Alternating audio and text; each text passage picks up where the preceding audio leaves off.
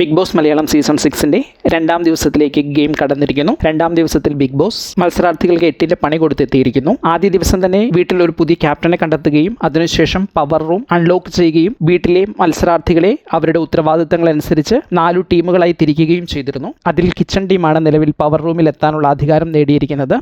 അവരായിരിക്കും വീട്ടിലെ കാര്യങ്ങൾ തീരുമാനിക്കുന്നതും. എന്നാൽ ഇന്ന് ബിഗ് ബോസ് അടുത്ത പണിയുമായി എത്തിയിരിക്കുന്നു.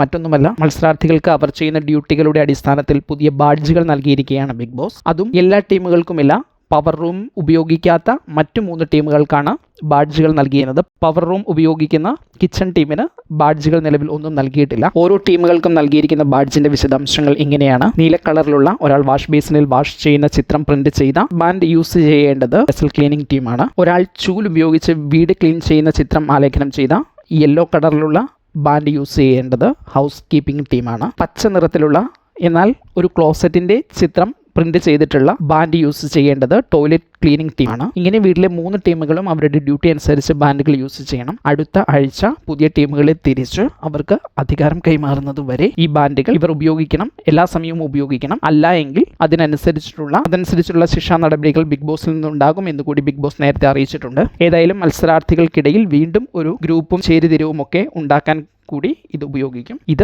മത്സരാർത്ഥികൾ ഉണ്ടാക്കുന്ന പ്രതികരണങ്ങൾ എന്താകും എന്ന് കണ്ടറിയാം. ഏതായാലും അതിനുവേണ്ടി വിളിച്ച മീറ്റിംഗ് തന്നെ വളരെ ശക്തമായ വാദപ്രതിവാദങ്ങളിലൂടെ കടന്നുപോയിരുന്നു.